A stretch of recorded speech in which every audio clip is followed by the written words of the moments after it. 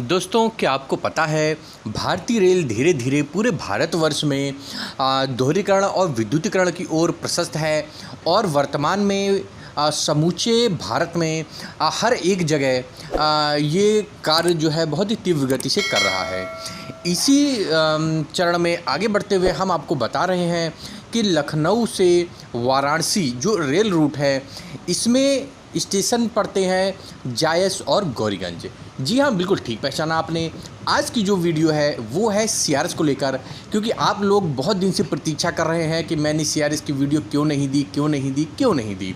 तो यहाँ मैं वो कारण भी एक छोटा सा बताऊंगा, क्योंकि मैंने आपको वादा किया था कि मैं आपको जायस से गौरीगंज के मध्य का सीआरएस की लाइव वीडियो दिखाऊंगा।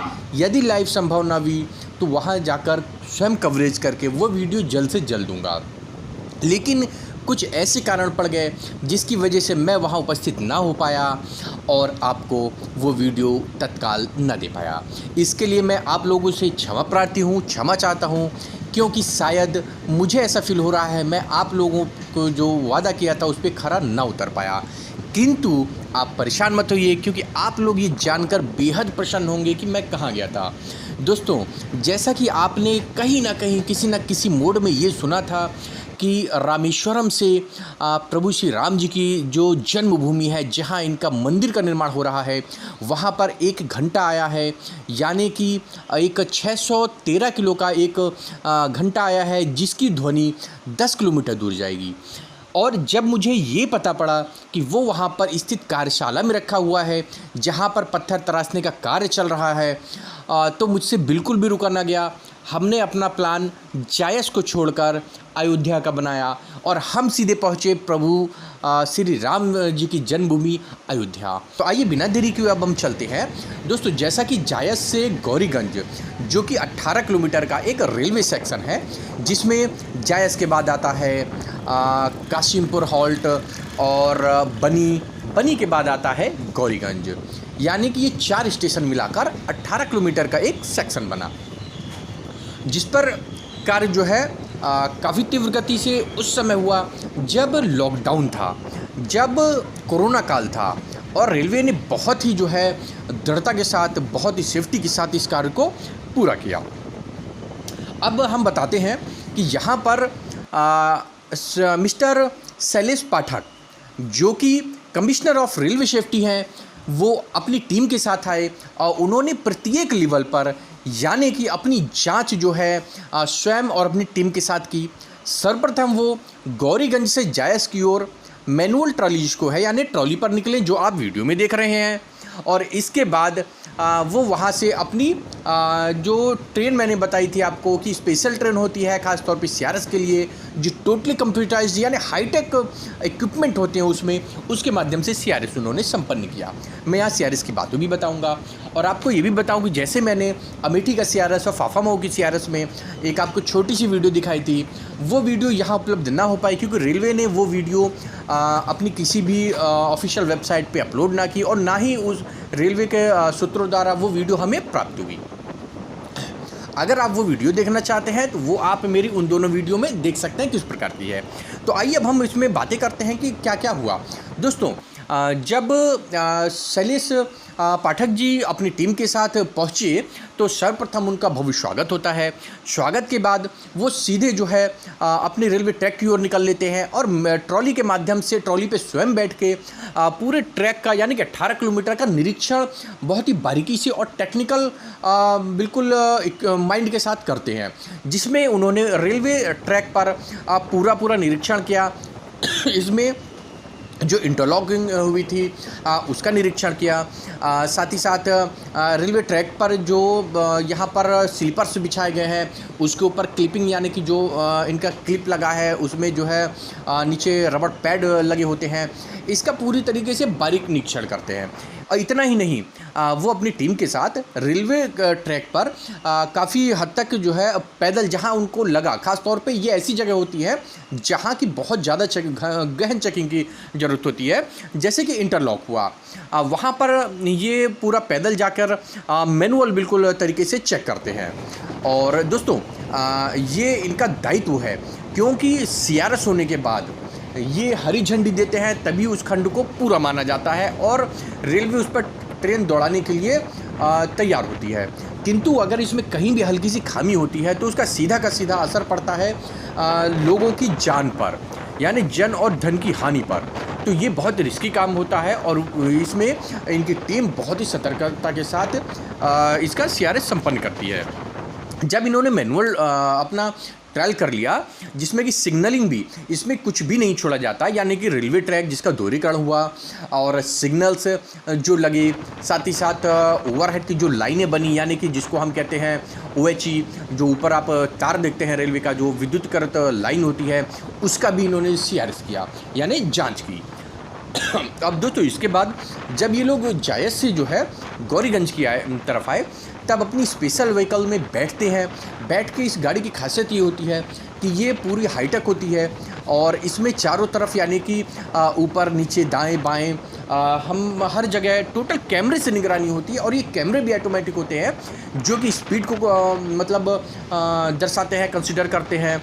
इसके एक यानी कि अगर हम बात करें कि बहुत ही बारीकी से एक अगर मैं ये बोलूँ कि नट बोल्ट को कैच करते हैं तो गलत ना होगा।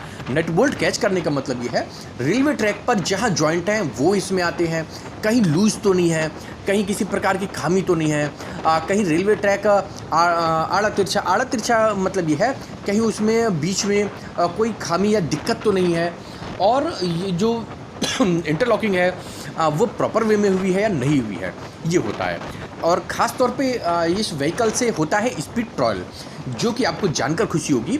जैसा कि इनका मानक था 110 से 130 किलोमीटर, वो इसी स्पीड का करना था। किंतु यहाँ पर आपको जानकर आश्चर्य होगा कि ये जो ट्रायल हुआ है वो 142 किलोमीटर पर आवर की स्पीड का हुआ है। यानी दोस्तों, यानी मित्रों, बंधुओं, ये जो स्पीड ट्रायल हुआ है वो 142 किलोमीटर प्रति आवर का हुआ है।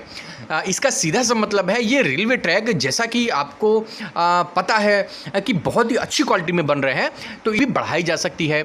और ये सेमी हाई स्पीड का जो है रेलवे ट्रैक बन रहा है, जिसकी कि भविष्य में आप 150 से 160 किलोमीटर पर आवर की जो है स्पीड भी दे सकते हैं। और यहाँ पर जो इसकी औसत यानी कि एवरेज स्पीड आई थी वो आई थी 89 किलोमीटर पर आवर की, जो कि पुरानी गाड़ियों में हमारी लगभग 40 से 60 किलोमीटर पर आवर आती है। और ये भी अलग अलग तरीके से कैलकुलेट की जाती है, इसलिए ये स्पीड जो है एवरेज स्पीड घटती बढ़ती रहती है। तो आइए अब हम और भी कुछ जानते हैं। जब यहाँ पर गौरीगंज में प्रेस वार्ता हुई इनकी शैलेश पाठक जी और उनकी समस्त टीम की, तो इन्होंने ये बताया कि यहाँ पर जो है कार्यदायी संस्था और यहाँ का जो मैनेजमेंट है उसके कार्य में गुणवत्ता काफ़ी अच्छी पाई गई है और वो इससे काफ़ी संतुष्ट हैं। यानी कि किसी भी प्रकार की यहाँ उनको कोई खामियां या अगर हम बात करें मेजर ब्लंडर मिस्टेक नहीं मिली, यानी किसी प्रकार की उनको कोई कमी नहीं मिली। उन्होंने ये बताया कि यहाँ पर ओवरहेड का काम काफ़ी अच्छा हुआ है, उससे वो संतुष्ट हैं। सिग्नलिंग का काम काफ़ी अच्छा हुआ है, उससे वो संतुष्ट है। साथ ही साथ रेलवे ट्रैक का कार्य काफ़ी अच्छा हुआ, उससे वो संतुष्ट है। और साथ ही साथ जैसे हमने आपको प्री सीआरएस का वीडियो दिखाया था तो उसमें जो है यहाँ पर मेंटेनेंस यानी साफ़ सफाई, रंगाई पुताई और जो मार्किंग वगैरह काफ़ी अच्छी की गई थी, तो उससे तो जो है बिल्कुल भी यहाँ उनको देखने में जो है कोई कमी नज़र नहीं है। और होता भी है दोस्तों, जब दिखेगा नहीं तो बिकेगा क्या, यानी जैसा दिखेगा वैसा ही वो समझा जाएगा। तो अगर आप साफ़ सफाई के साथ बढ़िया दिखाते हैं, एकदम चमचमुआ दिखाते हैं, चमचमाता हुआ रेलवे ट्रैक दिखाते हैं, तो उसकी बात ही अलग है, जो कि रेलवे ट्रैक पर भी इन्होंने जो है कलरिंग की थी, अपना पेंट किया था। और हाँ, यहाँ पर कुछ छोटी मोटी जो है कमियाँ होती हैं और वो पाई भी गई, जिसके लिए इन्होंने जिम्मेदार व्यक्ति की फटकार लगाई और उनको जो है ये इंस्ट्रक्शन दिया, ये आदेश दिया कि जल्द से जल्द उस कमी को दूर किया जाए। लेकिन वे कमियाँ कोई ऐसी नहीं थी जिसकी वजह से किसी भी प्रकार का कोई नुकसान हो, कि हाँ जिससे जो है कोई ज़्यादा हानि हो। एक नॉर्मल वेज में जो है कार्य में डिले हुआ था, जैसे कि कहीं ना कहीं छुटपुट जो है चीज़ें छूट जाती हैं, कहीं पेंट छूट जाता है, कहीं पे उसकी मार्किंग, या कहीं पे जो है रेलवे ट्रैक के आसपास गंदगी हो जाती है या और भी होती है।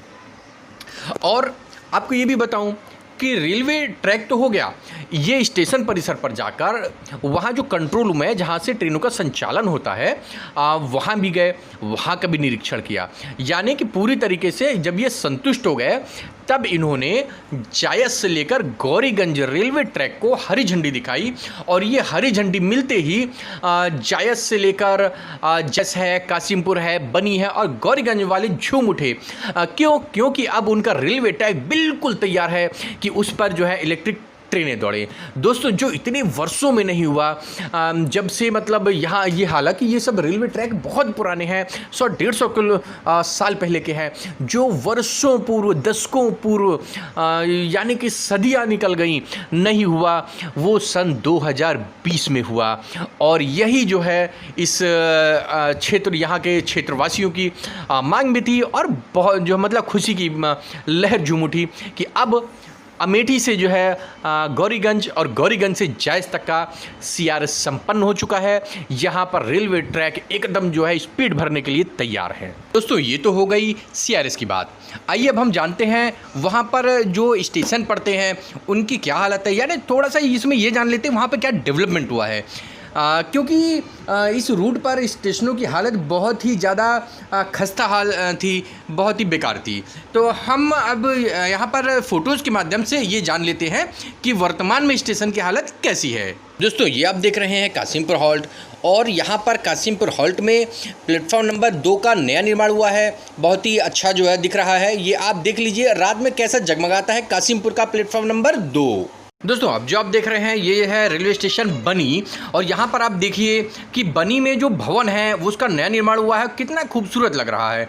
क्योंकि इससे पहले यहाँ की हालत बहुत ही खस्ता थी, बनी तो बहुत छोटा सा स्टेशन था। यहाँ आप देखिए कि प्लेटफॉर्म पर कितनी अच्छी पेयजल व्यवस्था है। और दोस्तों यहाँ पे आप पूरा ओवरव्यू लीजिए एक बार कि बनी रेलवे स्टेशन कितना प्यारा लगता है देखने में। तो दोस्तों हम इस वीडियो को यहीं पे जो है विराम देते हैं और मिलते हैं किसी नेक्स्ट वीडियो में नेक्स्ट टॉपिक के साथ, जैसा कि हमारा रायबरेली से लेकर जायस तक का सफ़र होगा, जिसकी डिमांड आप लोगों ने कमेंट के माध्यम से की है। और तब तक के लिए दोस्तों जय हिंद, जय भारत, वंदे मातरम दोस्तों।